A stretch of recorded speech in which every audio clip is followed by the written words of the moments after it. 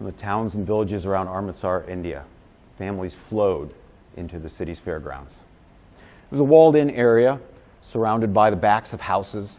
During the summer monsoons, it was used as a community garden called Jallianwala Bagh. But those warm rains were months away. It was spring. Hindus, Muslims, Sikhs were gathered to celebrate the Baisakhi spring festival. Children ran around on the hard-packed dirt, kicking up dust as they danced around a few scraggly trees in the fairgrounds.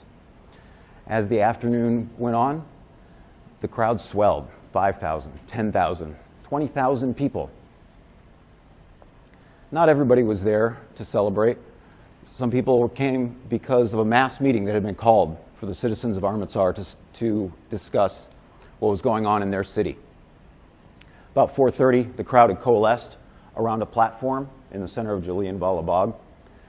A handful of community leaders stood on top of it. Latecomers continued to straggle in through the narrow entryway to gather, to listen. Overhead, an airplane circled. The man who was speaking, this was 100 years ago. This might have been the first time some of them had ever seen an airplane. He told them not to worry about it. They had nothing to fear. But through that narrow entryway, another group of men came. They were there for the meeting. They weren't there to listen. Instead, they came inside. They formed to the left and to the right, the high ground by the entrance. They unslung their Enfield Lee bolt-action rifles. They checked their ammunition and they looked down on the crowd, unaware, unsuspecting, unarmed, except for the short daggers that Sikhs carried as a matter of their faith. It was Sunday, April 13th, 1919, and of the thousands of people gathered there in Jallianwala Bagh, none of them knew that by sunset, most of them would be survivors of the worst mass shooting their country had ever seen.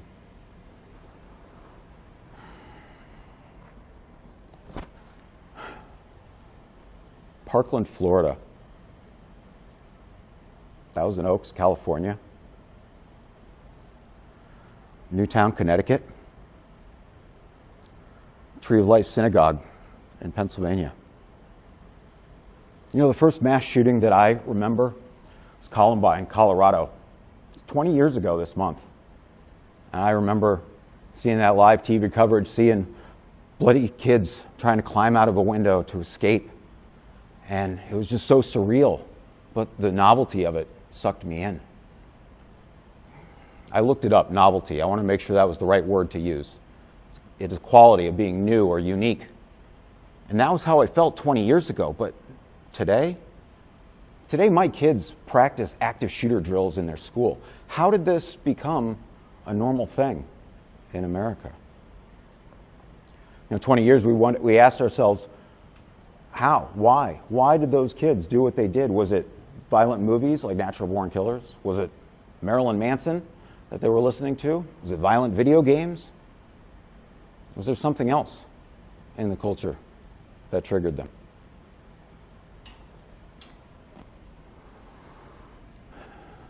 One week before the massacre at Jallianwala Bagh, Mohandas K. Gandhi had called for a national day of fasting. He was better known as the Mahatma, or Great Soul. It was a few months after the Great War had ended. That was what we called World War I before we knew we had to start numbering them. And the British had won. They defeated the Germans, in part thanks to 1 million Indians who'd volunteered in the service. And as a reward for their faithful service, they expected a path to independence, but instead they got the Rowlatt Act. The Rowlatt Act was a piece of legislation that stripped people of their civil liberties. It gave the authorities power to arrest, to detain without trial anyone suspected of sedition. And this angered many Indian leaders, including Gandhi, who called this legislation unjust, subversive to the principles of liberty and justice. And so he called for a national day of fasting as a protest against this unjust authority. And it united his countrymen the way that nothing ever had before, this shared self-sacrifice. On that Sunday in Jallianwala Bagh, 50,000 people gathered together to hear speakers talk about Gandhi's message of nonviolence.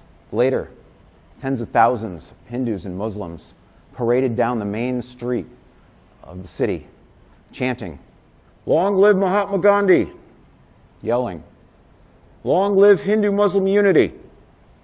It was an amazing sight, unless you happen to be the British governor of that province, in which case, seeing all these people together, not fighting, could only mean one thing, that there was going to be a violent uprising.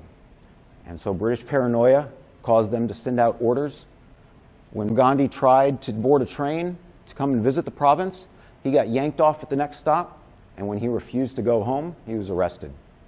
In Amritsar itself, 2 local doctors, one Hindu, one Muslim, who were very vocal proponents of communal harmony, were both arrested and then deported from the city. When news of their arrest became known, a peaceful delegation went to the mayor to try and secure their release. But instead, when they approached, they found their way blocked by a group of soldiers. And when the crowd insisted, they were fired upon.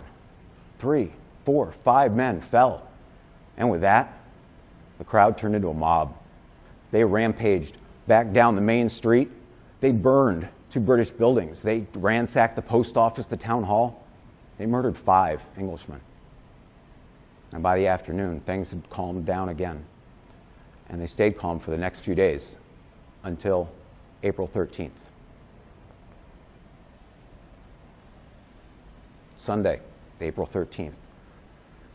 Brigadier General Reginald Dyer, who was in charge of the military garrison there in Amritsar, he issued a proclamation, best described as martial law light. No people were allowed to leave the city without permission. Anyone found outside on the street after curfew, 8 p.m., was subject to summary execution. Any crowds, any gatherings of 4 or more people would be dispersed by gunfire if necessary. General Dyer walked around with the town criers as they read this proclamation on a few street corners. But when the morning started to get hot, they called it a day and marched back to the fort. It was there around lunchtime that General Dyer heard about this mass meeting that was going to take place in Jallianwala Bagh that afternoon. And he did nothing. He made no effort to reach out to the community leaders. He made no effort to post these proclamations to make sure that people knew about it. He made no further announcements. He waited, and then at the appointed hour, he marched his men into the town square, and he said the word that earned him the reputation as the Butcher of Amritsar.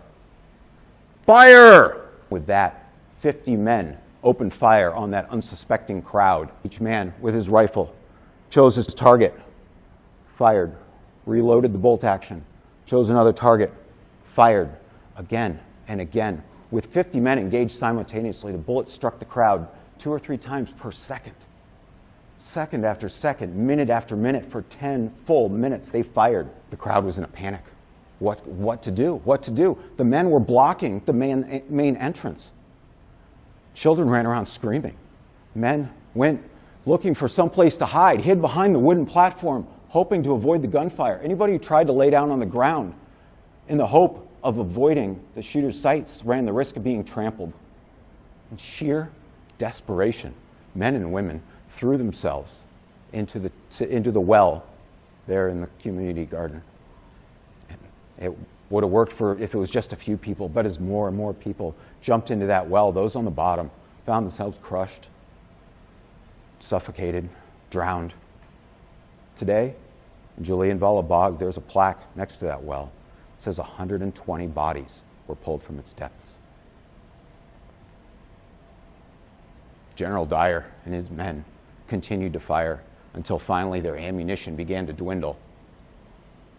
General Dyer surveyed the bloody landscape. He could hear the screams and the cries in the breaks of the gunfire, and he ordered that nothing be done for the wounded. And he marched his men back to the base.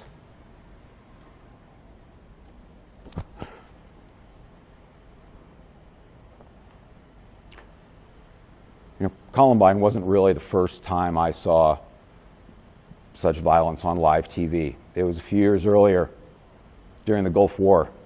That was the first Gulf War before we knew we had to start numbering them. We had all these smart bombs, all these high-tech weapons. We blew up a lot of Iraqis. And there were innocent casualties as well. In 1996, Secretary of State Madeleine Albright was asked about the 500,000 dead Iraqi children and if she thought it was worth it. And she said, yes, I guess it was worth the price.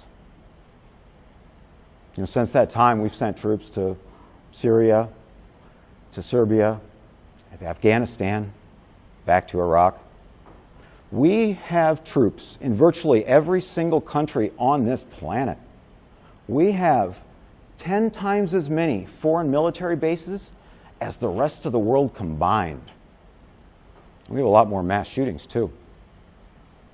After a gunman killed 17 people in Parkland, Florida last year, Rolling Stone published an article by Matt Taibbi titled, "If we want kids to stop killing, the adults have to stop killing too." And he looked at the ways that our culture glorifies the military, and he concluded, maybe this is just hippie-ish whining about the military, but if you're looking for ways to explain the rationalization of violence in our culture, Jesus, how could you not look in this direction? So what do? How do we start a conversation about changing the culture? How can men and women all across the country demonstrate that things need to change? I think Mohandas Gandhi had the right idea 100 years ago with his National Day of Fasting, and so I started fastforpeace.org and we call for a National Day of Fasting on the 15th of every month. You're invited to join the next Fast for Peace by going 24 hours without food, drinking just water. Gandhi recommended a dinner-to-dinner fast, but you can do whatever 24 hours works for you. What's important is the intention that you bring to it.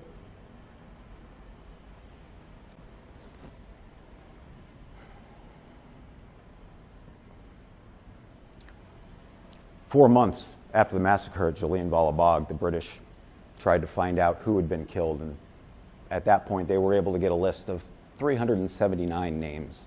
That's the official list of the dead. The real death toll is 2 or 3 times that. Thousands of people were shot that day.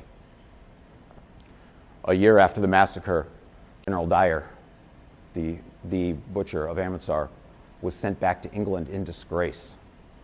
A few years later, he died from a stroke. Why would one man order the deaths of so many innocent people? One of his biographers, Robert Furneaux, suggests that maybe the hardening of the arteries that eventually caused his stroke caused some sort of temporary insanity. Nobody knows why someone would do something like that, but it happens too frequently. One day after the worst mass shooting his country had ever seen, Mohandas Gandhi addressed a crowd of 10,000 people who had walked to his ashram to hear him speak.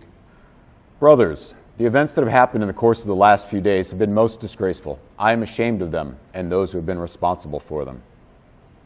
And he outlined 4 duties that they had. First, he said that those who had weapons, who had taken weapons during the rioting, should surrender their weapons. Second, he said people should donate something to the victims' families. He said, "I hope and pray that no one will evade this contribution on the plea that he has had no part in these wicked acts. Having done little to stop the violence, we have all been participators in the sins that have been committed." Third, Gandhi said that all who are able should observe a 24-hour fast in slight expiation of these sins. Gandhi, of course, led by example and announced that he would fast for the next 3 days. For 72 hours, he would eat no food, drink nothing but water. The fourth duty, he said, was to the country's rulers. He said, "They are our brethren.